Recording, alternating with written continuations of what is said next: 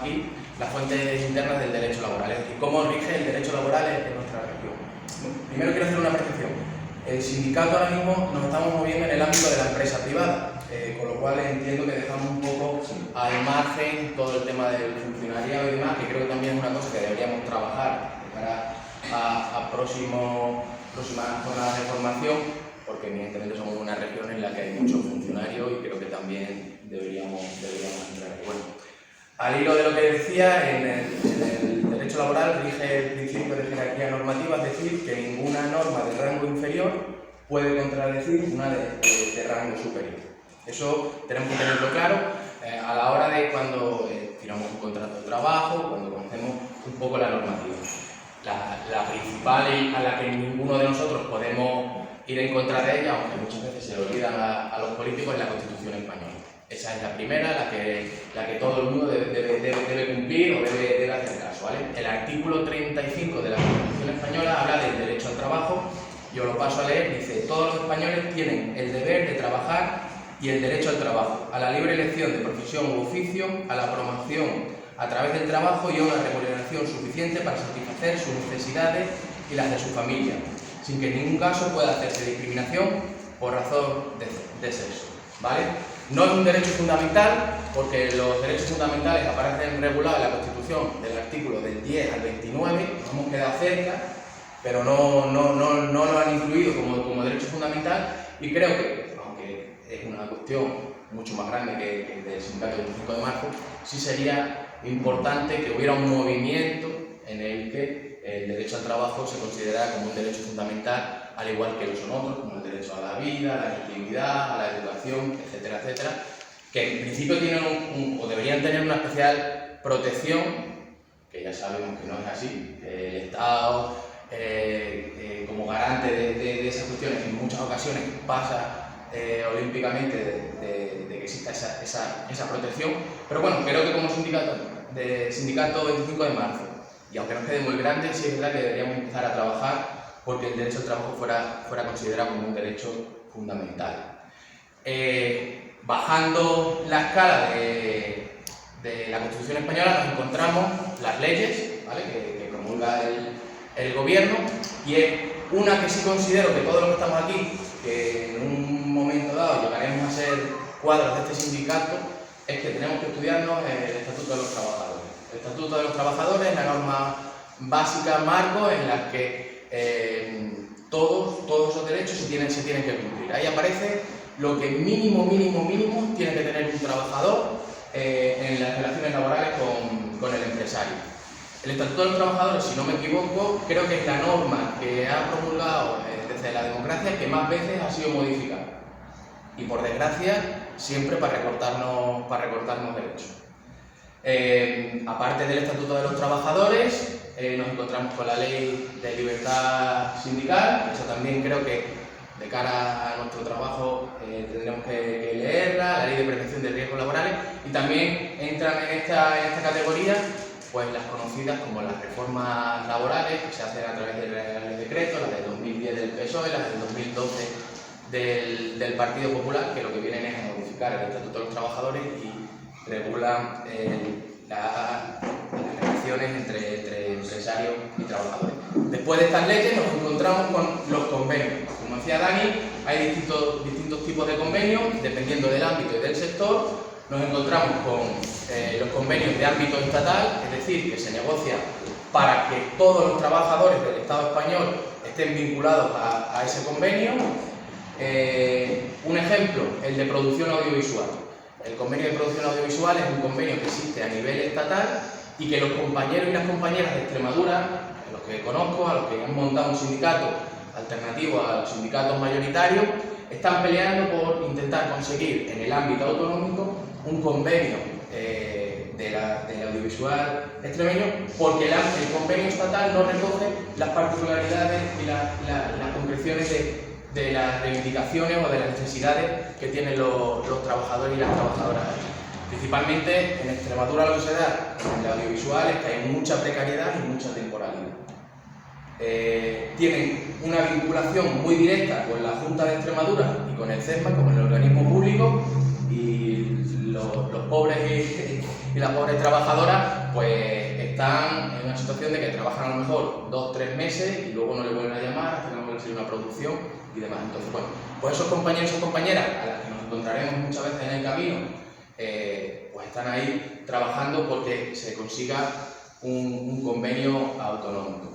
Convenios autonómicos que tenemos en la región, el de oficinas y despachos y el de campo, que yo creo que ese también es uno que tenemos que trillárnoslo mucho, ver cuáles son los derechos y los deberes de los y las trabajadoras de ese sector, para que cuando vayamos a informar en el piquete o cuando estemos en algún momento con algún trabajador del sector podamos informarle de manera acertada. Luego hay otros en el ámbito provincial y sectoriales. En este caso, en Extremadura, nos encontraríamos con el de hostelería y comercio, tanto de la provincia de Cáceres como de la provincia de Badajoz, ¿de acuerdo? Y luego hay los conocidos como convenios de empresa. Son empresas en las que, teniendo un volumen de trabajadores, pues la empresa se plantea la redacción de un convenio propio que solo afecta única y exclusivamente a los trabajadores que están vinculados a esa empresa o ese centro de trabajo o esos centros de trabajo. En Cáceres nos encontramos con una particularidad, con un convenio de empresa que la propia empresa quiere quitarse, lo que es el de limpieza del Hospital San Pedro, un convenio que se negoció hace años, que tiene unos derechos y tiene unos derechos adquiridos de los trabajadores que la empresa no quiere mantener y está haciendo todo lo posible por ir echando a todas aquellas trabajadoras, en este caso son mujeres la mayoría, todas aquellas trabajadoras que se les aplica ese convenio, para quitárselas del medio, y que se les aplique el convenio provincial de limpieza de Cáceres, ¿vale? Dicho, la Constitución, las leyes y reales decretos, convenio y luego el contrato de trabajo. El contrato de trabajo es el cara a cara que tenemos cada uno de nosotros cuando vamos a firmar un contrato de trabajo, un trabajo, y nos dicen, estas son las condiciones a las que te tienes que someter. Como os decía, nunca puede ir contrario a lo que dice el Estatuto de los Trabajadores, pero bueno, ahí se pueden pactar otras cuestiones siempre y cuando sean superiores a lo establecido en el convenio, tanto en el convenio como en el Estatuto de los Trabajadores. A ver, esto es casi ficticio, ¿no? Tú no vas allí y te vas a decir, el convenio te dice que son 1.000 euros, pues te vas a pagar 1.200. ¿No? Normalmente te dice, el convenio dice que son 1.000, pero si llegas a 1.000, pues ya lo veremos. Y por desgracia, muchas veces los propios trabajadores, por la necesidad, pues aceptamos esas cuestiones. Aunque lógicamente en convenio nunca va a aparecer nada que sea contrario a la ley, porque desde ese momento la condición de esa cláusula sería nula. Pero bueno, la realidad, el papel lo aguanta todo, pero la realidad de lo que nos encontramos cuando nos enfrentamos a las empresas o a los empresarios es otra. Y luego los usos y costumbres. Esto se da mucho también en cuestiones como el campo, la construcción, en las que se han conseguido algunos derechos a lo largo de la historia, y aunque no aparecen regulados ni en el contrato de trabajo ni en el convenio, pues los trabajadores disponen de esos derechos. Un ejemplo que quería poner a efectos de lo del principio de jerarquía normativa, que también lo que digo lo pone el papel, pero seguramente cada uno de vosotros que habéis estado trabajando vais a ver cómo ha sucedido.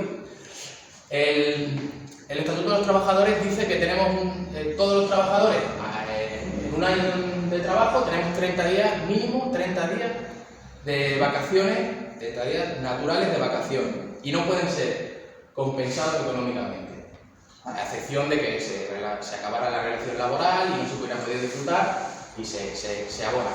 Pero si no, si yo he trabajado un año y sigo trabajando en la empresa, a mí no me pueden compensar mis vacaciones por dinero.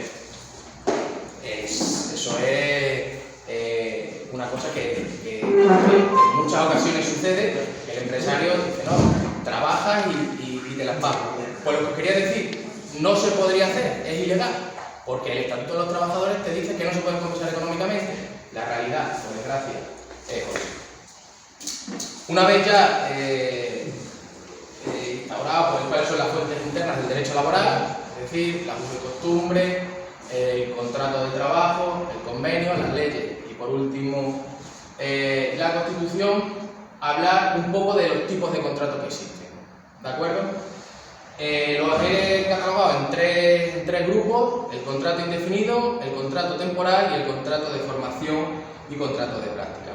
El contrato indefinido supone que la vinculación o la relación laboral, la vinculación con la empresa es de duración indeterminada, no tiene una fecha de finalización concreta en la que desarrollar la actividad laboral, y esta puede ser a tiempo completo o a tiempo parcial. Puede ser un contrato indefinido a 40 horas, que es lo que normalmente se suele establecer en los convenios, o puede ser a tiempo parcial. ¿Cuál es el tiempo parcial? Todo aquello que sea menos de 40 horas. 39 horas, pues 39 horas es tiempo parcial, ¿de acuerdo? Los contratos temporales. Los contratos temporales son los contratos que tú firmas con el empresario, que tienen una duración cierta y una duración determinada. Lo que hay son el de circunstancias de la producción y el de obras y servicios. Quería hacer un matiz: la mayoría de esos contratos están en fraude de ley, y además el Tribunal de la Unión Europea nos ha dado ya nosotros no, a los legisladores nos ha dado el rapapolvo diciendo que el uso de estos contratos tienen que tener una concreción muy determinada. No es así, por desgracia, y ahora pondré un ejemplo. Bueno, estos contratos también pueden ser a tiempo completo o a tiempo parcial. El contrato de obra y servicio, que se usa mucho por los empresarios españoles, es el de obra y servicio. Yo te contrato por obra y servicio. ¿Qué sucede? La indemnización por un contrato de obra y servicio son 12 días. Por un contrato indefinido, si alegan causas económicas, mínimo son 20. Y en caso de que sea improcedente, serían, luego ya lo matizaremos, 33 días. ¿De acuerdo? Pero una obra y servicio, el compañero de Burger King que entra, te da un contrato de obra y servicio y luego te vuelve a hacer un contrato de obra y servicio, y luego, aunque te eche contrato a otra persona para seguir haciendo hamburguesas, ese contrato no puede ser un contrato de obra y servicio. Hay un puesto de trabajo que es fijo ahí y que tú estás utilizando de manera fraudulenta ese contrato de obra y servicio, primero para precarizar más el sector, precarizar el trabajo y ahorrarte pues, el dinero correspondiente. Un ejemplo muy claro también que me gusta exponer es, y que lo vemos todo, yo creo que mentalmente se visualiza con más facilidad, es la construcción. ¿Cuántos compañeros hay que contratan por obra y servicio para hacer un edificio y luego hacen otro edificio, y luego hacen otro edificio, y luego hacen otro edificio, y a lo mejor llevas 15 años con un contrato de obra y servicio? Pues no, ese contrato tiene que ser indefinido. ¿Cuándo dice la ley, cuándo nos dice la Unión Europea que un contrato tiene que ser por obra y servicio? Pues si tú haces un edificio y ya no te voy a volver a contratar, pues una vez que terminas ese edificio de hacer, la construcción, tú te vas para tu casa, no te vuelvo a contratar y vuelves a hacer, bueno, pues lo que decía, pues intentar evitar pagar las indemnizaciones de menor cuantía. Los contratos de formación y práctica, vuelvo a recalcar lo mismo, se utilizan de manera fraudulenta. Seguramente conocemos a compañeros y a compañeras que han tenido un contrato de formación en el que el 70% se trabajaba y el otro 30% tenías que formarte, pero bueno, ese 30% también lo trabajaba, y luego, bueno, si quieres en tu casa te forma, o bueno, vienes aquí, venía a la empresa, le firmas 3 papeles y has dicho como que has hecho la formación. Lógicamente, eso también es fraudulento. Que luego la gente se atreva a denunciar, pues bueno, pues depende mucho pues, de las circunstancias personales que tengan. Bueno, los 3 tipos de contratos, recalco, pues el indefinido, el temporal y el de formación y práctica. Algunos de los derechos laborales que vamos a tocar algunas pinceladas, que creo que, como dice el compañero Dani, que bueno, si esto sigue adelante, pues habrá que profundizar en muchas cuestiones y hacer muchas jornadas de formación. El primero de ellos es el salario. El salario debe aparecer regulado en los convenios colectivos, siempre hay unas tablas salariales.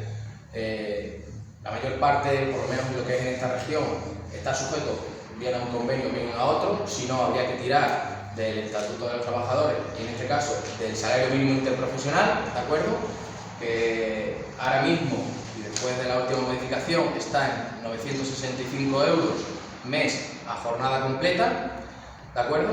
Y nadie puede cobrar menos de ese importe a jornada completa. En el caso que la jornada sea inferior, pues debe cobrar de manera proporcional. Hay una duda que siempre me preguntan cuando vienen al despacho: oye, mi convenio, ¿por qué yo no en el salario base no cobro 950?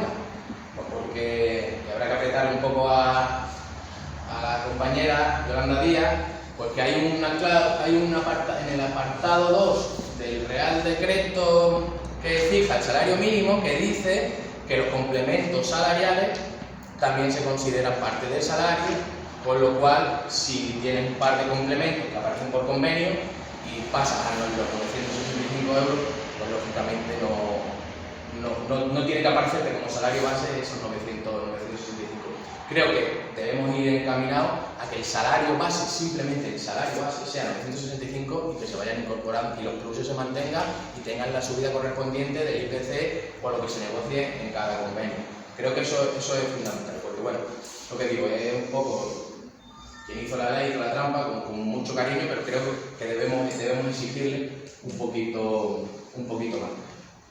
Lo último con respecto al salario, que también pasa en muchas ocasiones, no puede ceder nunca del pago de un mes. Es importante. Un mes. Si yo trabajo un mes, tengo que cobrar al mes. No puedo trabajar un mes y cobrar al mes y medio, ¿vale?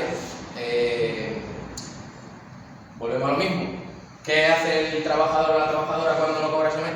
Pues al final se lo dices al empresario o a la empresaria y dependerá de lo que quiera o no quiera. Pero bueno, que se le podría denunciar ante la Inspección de Trabajo si no cumple esa cuestión. ¿Y qué es lo que dice la ley también al respecto? Que hay que pagar conforme los usos y costumbres. Me viene gente y me pregunta: oye, es que a mí me paga siempre el 7. Bueno, pues si siempre te ha pagado el 7, pues se puede permitir. O sea, algunas veces te paga el 5, pero siempre que no exceda de un mes y que se haga conforme al uso y costumbre que se viene pagando en la empresa. Yo siempre digo que cuando un mes te dejan de pagar, el siguiente mes tiene pinta de que tampoco te van a pagar. Entonces hay que estar en alerta. Y hay 2 pagas extras. El Estatuto de los Trabajadores dice que todos los trabajadores mínimo tienen 2 pagas extras.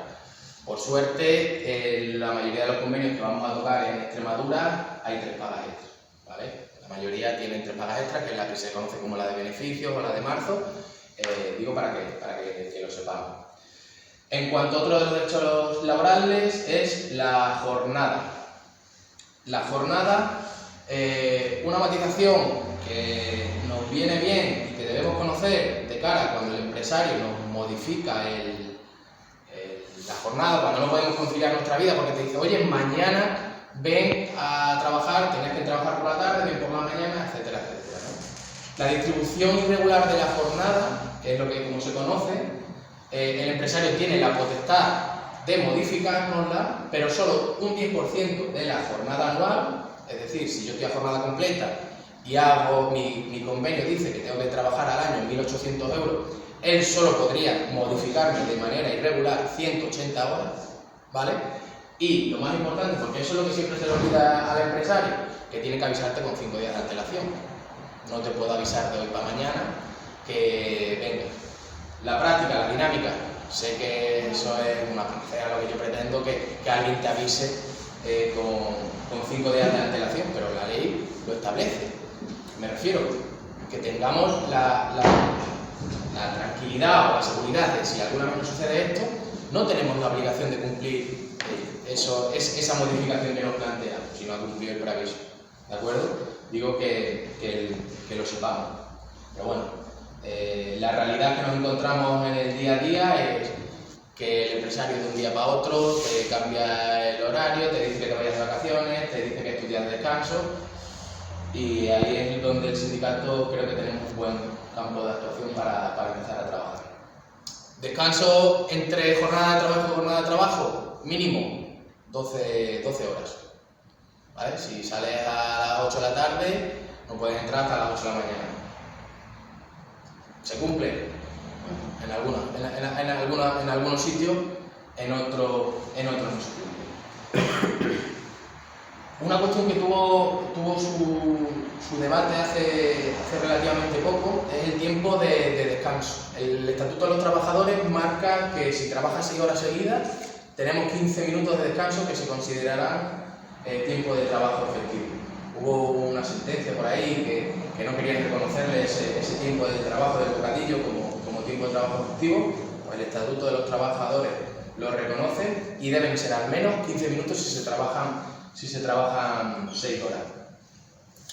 Una cuestión que se ha aprobado en esta última legislatura y creo que es importante, aunque a mi modo de ver es un arma de doble filo, es el registro horario, el registro diario de jornada, en el que desde mayo del 2019 todas las empresas, independientemente de si eres indefinido, si eres temporal, si estás a jornada completa, si estás a media jornada, a la jornada que estés, deben llevarlo. ¿Por qué digo que es un arma de doble filo? Porque debiera ser una herramienta que tendría la clase trabajadora para que no hubiera abusos de horas extras, para que no hubiera abuso en muchas de estas cuestiones de la jornada, pero que nos encontramos con la realidad, que el empresario viene y te dice firma de 8 a 2 y de 5 a 8. Firma, sí, no firma, ya está señalado.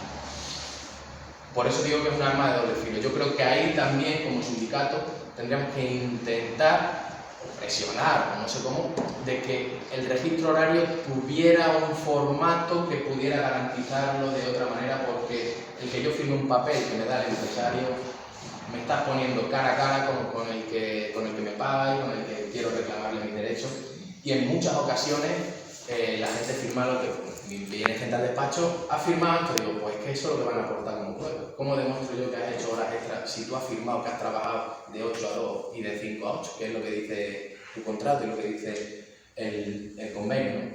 Pues bueno, que también tenemos ahí un espacio para trabajar.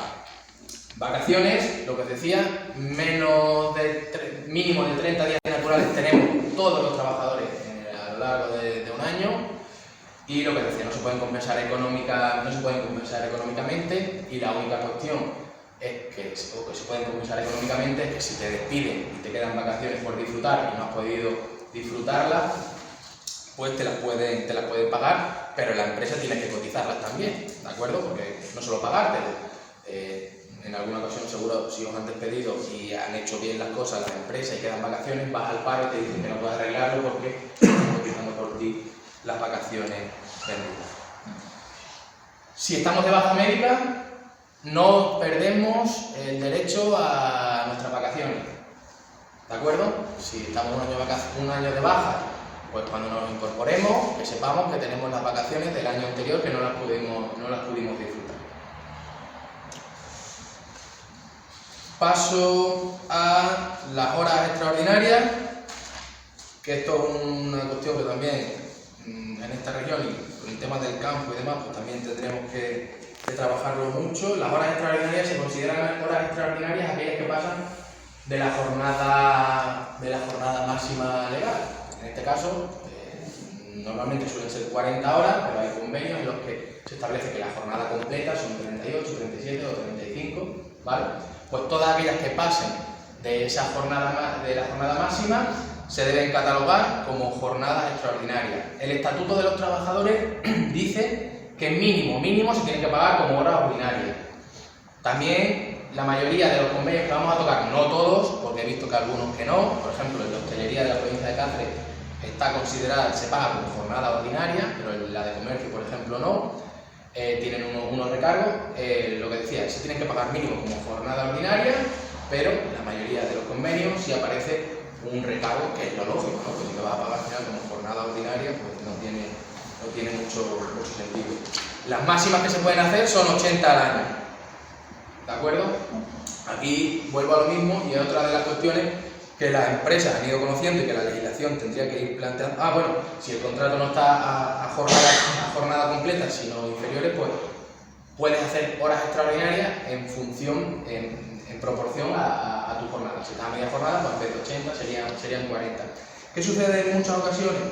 En aquellos casos en los que la hora extraordinaria se paga, tiene un incremento de la hora ordinaria, pues que las empresas, Burger King y algunas más, por nombrar algunas que tienen a gente siempre con jornadas inferiores, se crearon lo que se conocen como las horas complementarias, es decir, yo tengo a tu disposición a decirte, oye, que estás a 20 horas, pero tengo hasta casi 40 horas para disponer de ti cuando quieras. Pues eso también creo que es una cuestión que debemos exigir, que esas horas complementarias que existan, sí, porque puedo entender que por determinadas circunstancias, pero que no se use y abuse de la figura esa que le ha dado el legislador para estos tipos de trabajo, ¿vale? En cuanto a otros de los derechos laborales, el último ya, los derechos de conciliación.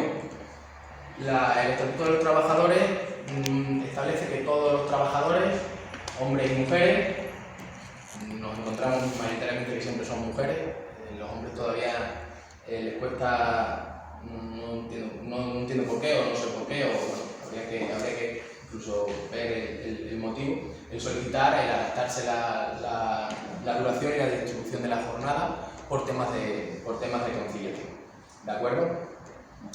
La ley exige, el Estatuto de los Trabajadores en concreto exige que tiene que haber un periodo de negociación con el trabajador, por eso es importante también, al hilo del tema sindical, que si teníamos un representante de los trabajadores nos pueda facilitar el negociar con la empresa, que es un derecho propio, que no es necesario y tiene una especial protección también con el empresario. Si solicitamos una reducción de jornada o una compresión horaria y el empresario nos despide, ese despido se va a considerar nulo. Pero sí quería unirlo con que si yo reclamo eso, además hay un delegado sindical, hay una representación sindical de los trabajadores que lógicamente que defienda los intereses de esa persona. Bueno, lo que decía, tiene que haber un periodo mínimo de negociación de 30 días y si la empresa nos acepta lo que solicitamos, estupendo, si nos dice que no, pues tenemos que irnos al juzgado a reclamar nuestro derecho. La reducción de jornada que existe ahora mismo en la legislación española por cuidado de menor, de persona con discapacidad o un familiar hasta segundo grado que tenga algún problema médico y que no cobre o tenga una actividad retributiva por la propia persona. Se puede reducir desde un octavo hasta media jornada con la reducción proporcional de salario. Otra cuestión que pongo encima de la mesa, que a lo mejor hay que plantear que no se reduzca el salario. ¿De acuerdo?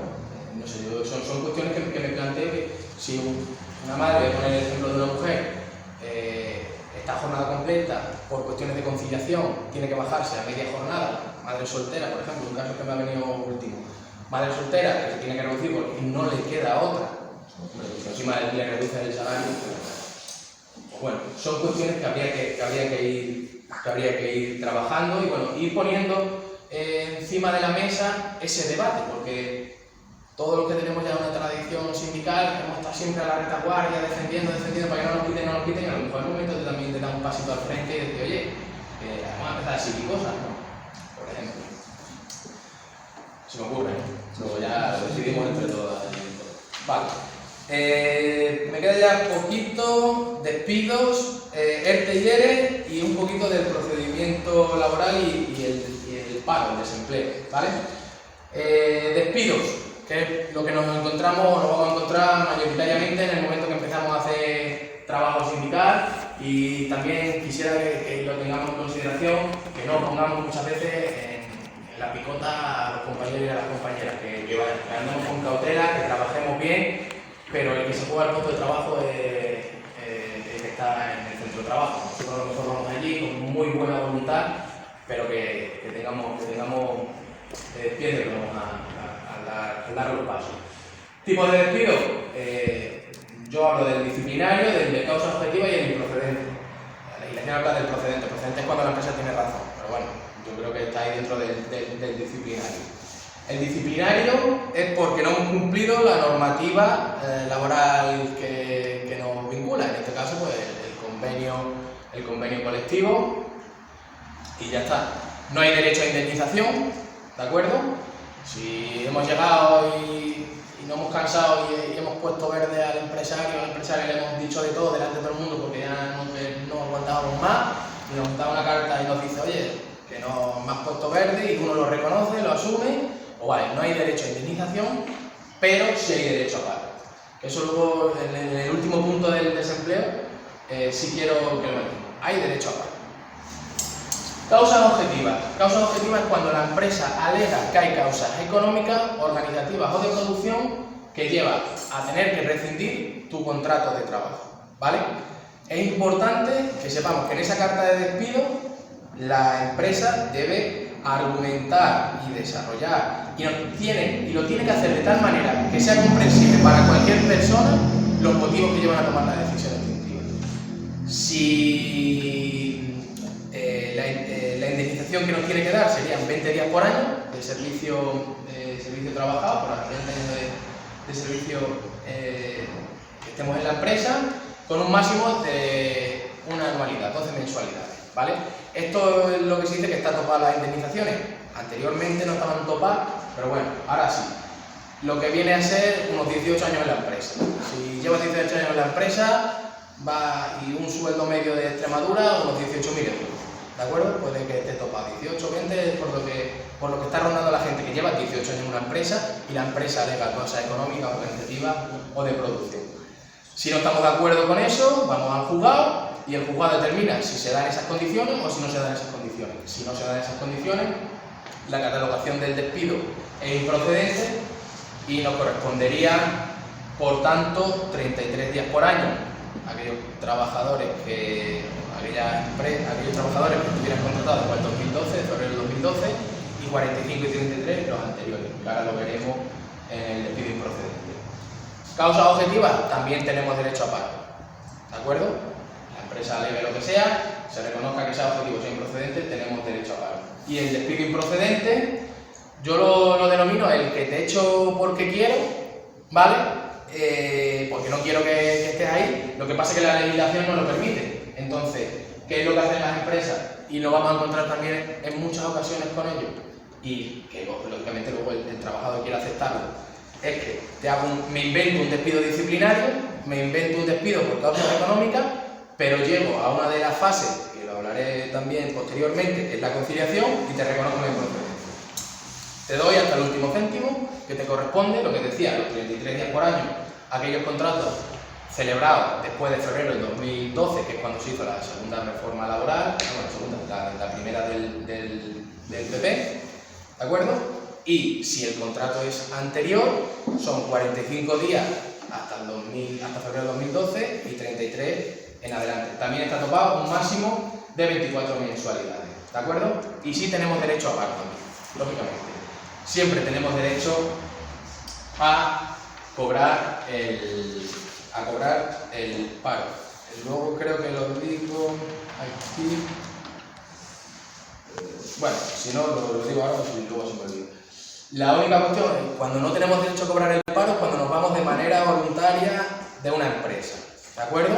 Pero no que no tengamos derecho al paro, sino que no tenemos derecho a cobrarlo en ese momento en el que hemos solicitado. Si luego volvemos a trabajar, ¿de acuerdo? Se reactiva en el paro conforme a la normativa que hay del paro. Si recuperas el anterior, si generas uno nuevo, etcétera, etcétera, que no voy a entrar ahí para guiarnos. Pero bueno, que no lo perdemos de por vida, que estemos tranquilos, que muchas veces el miedo es no, es que no tengo paro, no tienes paro a cobrarlo, ¿vale? Porque el SEPE entiende, el organismo público entiende que no quieres trabajar y no tienes derecho al paro. Siempre aconsejo también que cuando nos vayamos de una empresa de baja voluntaria hay que hacer un escrito. Normalmente se tiene que hacer un escrito. Ahora ya, bueno, si el contrato es menos de un año no es necesario, pero bueno, yo siempre aconsejo que lo hagamos y que pongamos que nos vamos, porque normalmente nos vamos porque nos pagan mal, nos pagan tarde, porque los derechos, que lo pongamos. Y cuando vayamos al SEPE tengamos nuestra copia de, mira, sí me he ido, pero que sepas que me he ido por esto, ¿de acuerdo? No va a ningún lado, pero oye, vamos sembrando, ¿no? Entonces que tengamos claro que normalmente un trabajador cuando se va es porque está harto de lo que hay y decide acabar con eso, muchas veces porque encuentra otro trabajo, pero muchas veces dice, me voy porque ya no puedo soportar más esto y prefiero estar en mi casa. Luego el despido nulo. El despido nulo se da poquito, y porque también las empresas saben a quién tienen que despedir y cómo tienen que despedir. El despido nulo, y para que un juez lo reconozca, es porque se tiene que haber vulnerado un derecho fundamental, es muy difícil. Que despida a una mujer embarazada, que despida a una una persona que haya pedido una reducción de jornada, una concreción horaria y tenga que ver con eso, que despidas a un representante de los trabajadores porque haya ejercido su libertad sindical, con lo cual la empresa es muy complicado que lo haga, ¿de acuerdo?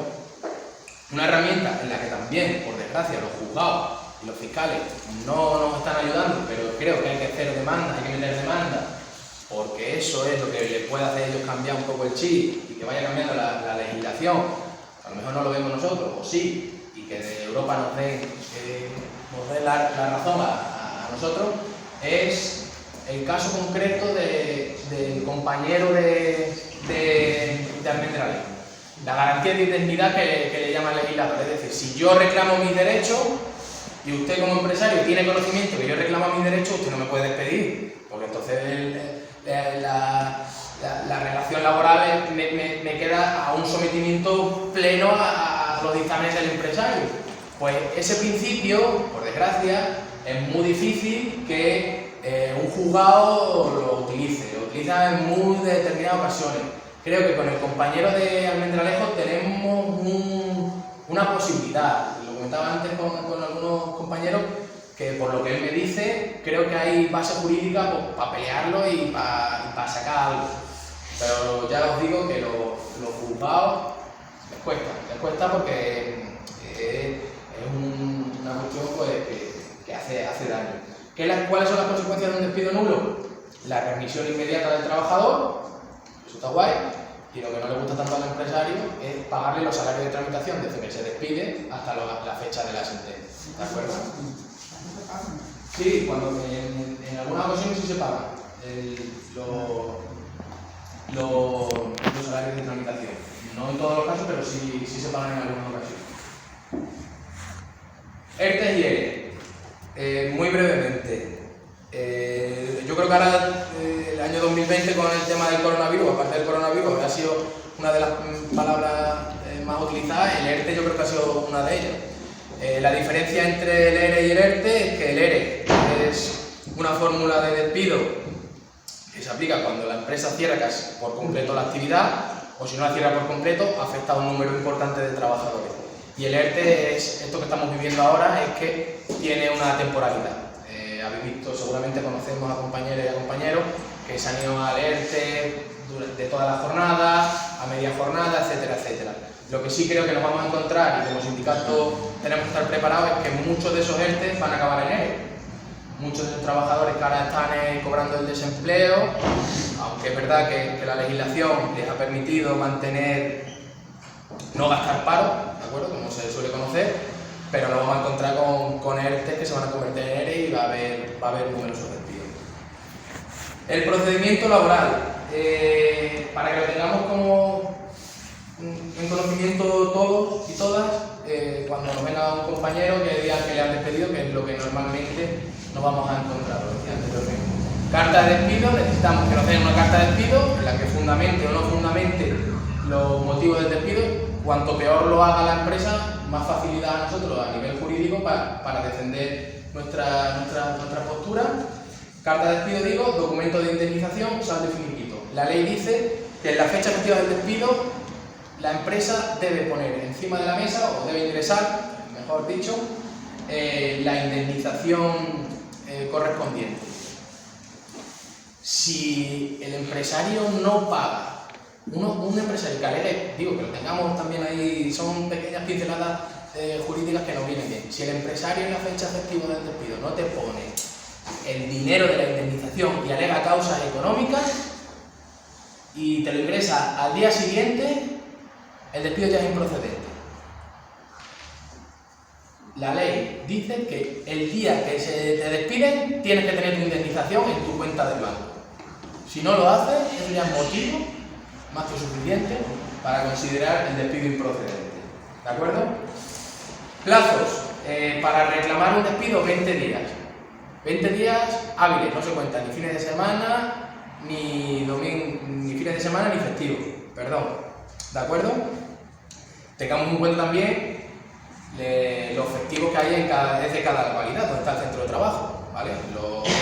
Los autonómicos los conocemos todos, pero a ver si vamos a pensar, nos pasa nada porque siempre nos va a venir bien ese festivo porque nos daría un plazo, un día más, ¿no? Pero bueno, que es el de la localidad del centro de trabajo. 20 días hábiles, el plazo de caducidad. Como pasan esos 20 días hábiles y queramos impugnar el despido por mucha razón que tengamos, no tenemos recorrido jurídico.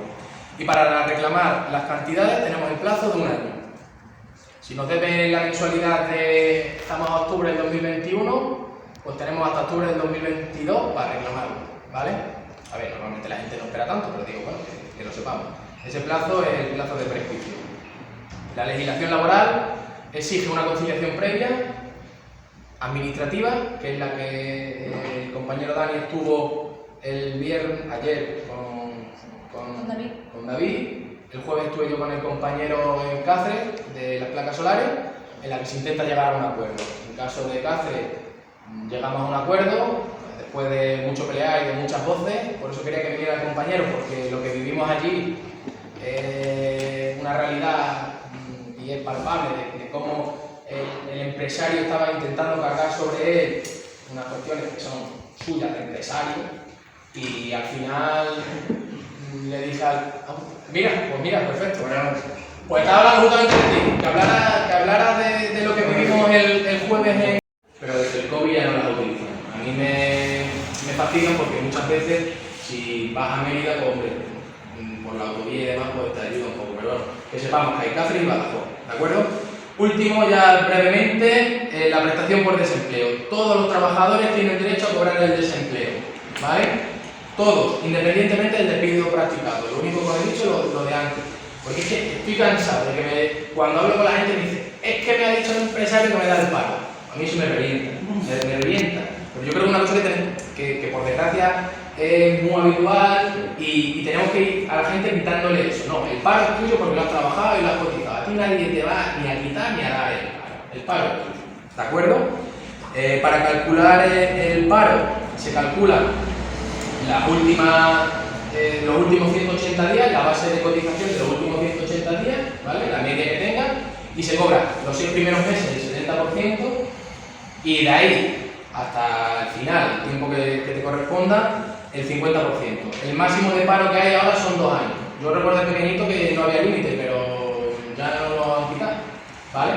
Entonces, son 2 años. ¿Qué significa? Que por cada año trabajado tenemos 4 meses de paro. ¿De acuerdo? Para tener esos 2 años de paro, tenemos que haber trabajado de manera continuada durante 6 años. ¿De acuerdo? Y por último, y finalizo, que también es importante que se lo digamos a los compañeros y las compañeras cuando les despidan, que tenemos 15 días para arreglar los papeles del paro. Bueno, papelícitas, porque ahora ya también con el tema esto del COVID, estamos perdiendo servicios públicos de manera galopante y no nos estamos quejando. Cuando pedimos cita al paro tardan un montón, cuando pides cita al médico tarda un montón, cuando se lee a la seguridad social, y estamos pagando los mismos impuestos y los servicios se están detrayendo. Pues 15 días. Y finalizo y que, bueno, que hagamos el debate. Una pregunta. Los 15 días de preaviso sigue igual, pero tiene una semana para salir una hora antes para buscar trabajo. Sí. Si te despiden, la legislación te permite que te den horas para